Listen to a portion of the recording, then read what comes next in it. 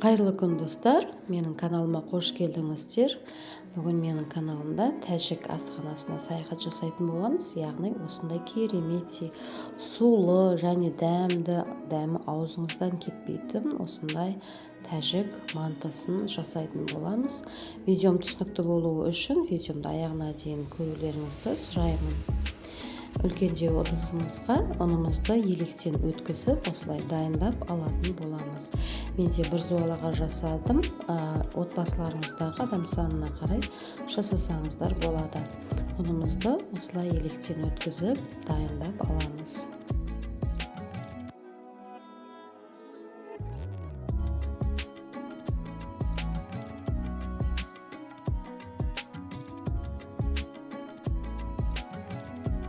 Енді осы ұнымыздың үстінен 1,5 шай қасықта тұзымызды саламыз және де 40 граммдай сұйық май құямыз. Сосын міндетті түрде салқын суға илейтін боламыз қамырымызды. Суымызды салқын құйып, қамырымызды жақсылап қатты етіп илеп аламыз.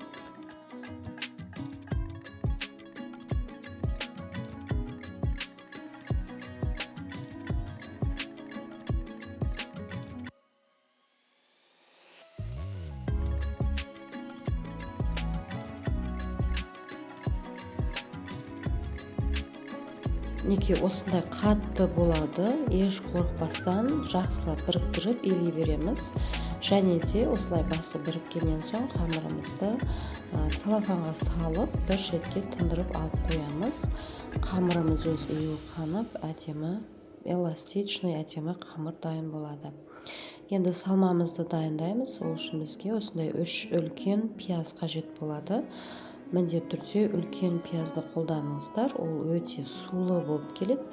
Сол себепті үлкен пиязды қолданасыздар. Және де осылай майда бөліктерге жақсылап турап аламыз. Ет тартқыштан өткізгеннен көрі пиязды қолменен турасақ, мантымыз сулы, сондай әдемі дәмді болып шығатын болады.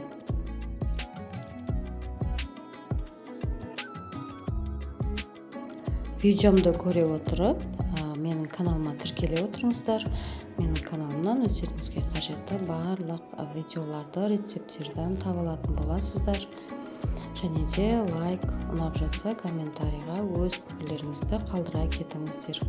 Және де қай өңірден қарап жатқандарыңызды жаза кетіңіздер. Енді осы пиязымыздың үстінен тұзымызды, яғни 1,5 шай қасықта тұзды саламыз, қарабұрышымызды, және де зира болса, оны да салсаңыздар болады. Менде ірілеу кориандр, оны да саламыз. Қолымызбен мыжғылап, жақсылап, пияздың өзін араластырып аламыз. Және де осы пиязымыздың үстінен аздаған су және де аздаған сұйық май құйып бірге араластырып аламыз.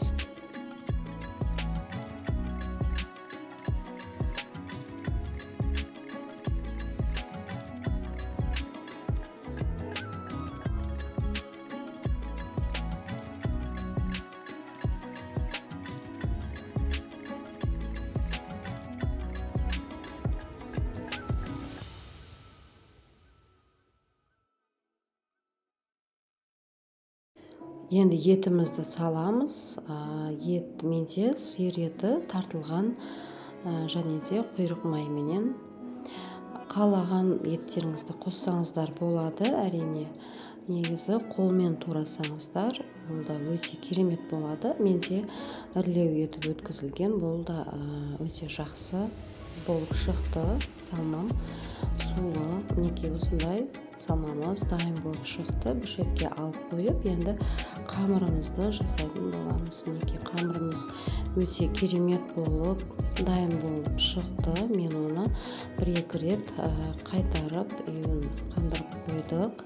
Мінекей және де осылай қолымызбенен тағы да қаттылап дайындап аламыз. Және де оқтауменен жайып, азғана кескенге дайындап қоямыз.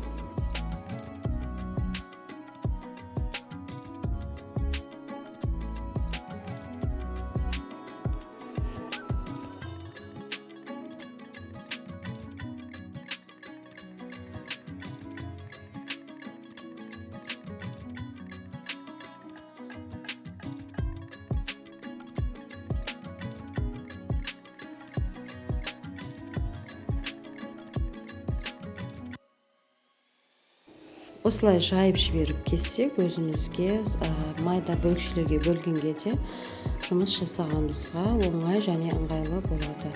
Мінекей барлығын осылай кесіп, дөңгелектеп бір шетке алып қоямыз.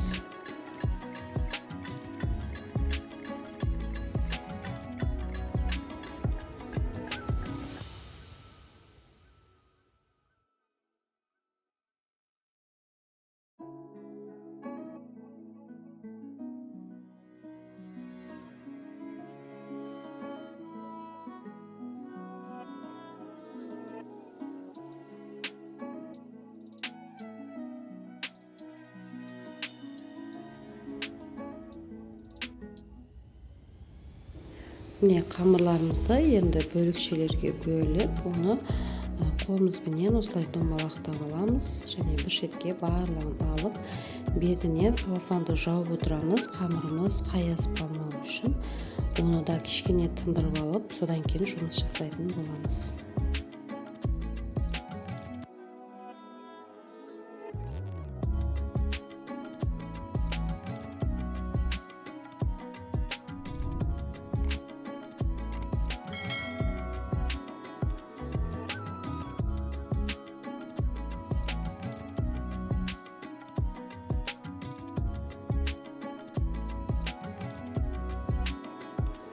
Қамырларымыз дайын. Енді оларды кішкене ұн сеуіп отырып, жұқалап, жайып алып, түйе береміз. Дәл видеодағыдай жасайсыздар.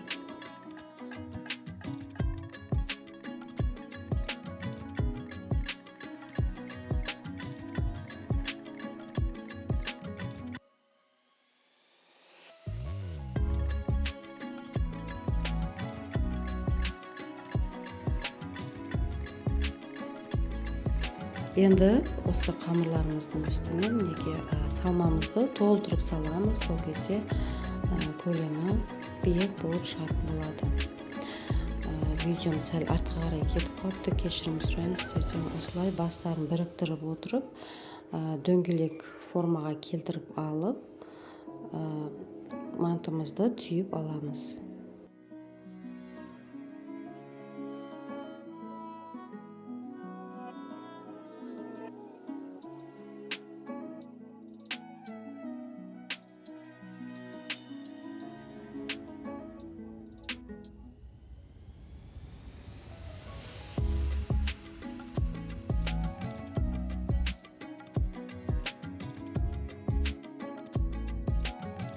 Немесе өздеріңізге ыңғайлы түрде сопақша қалпында етіп түйіп алсаңыздар да жарайды.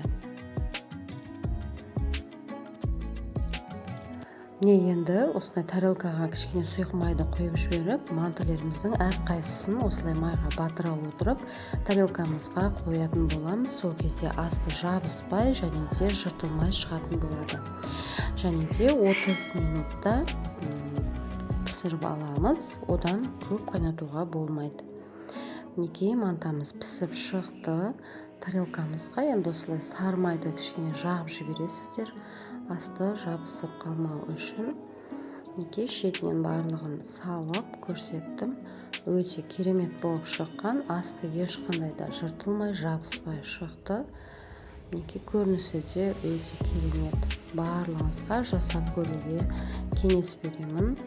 Өте керемет болып шыққан, ыстық күйде желініп кетеді.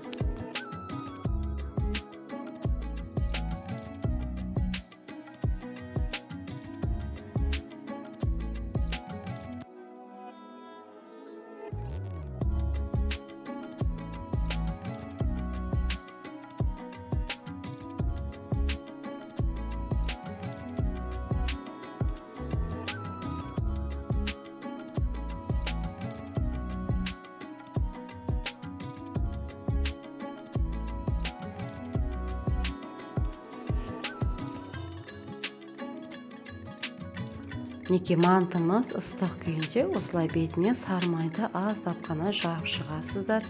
Және де қалауларыңыз бойынша айранмен немесе қаймақпен ұсынсаңыздар өте керемет кетеді. Және де бетіне мен аздап қызыл бұрышты септім. дәл осылай жасалады. Бұл манты осылай жеп көріңіздер.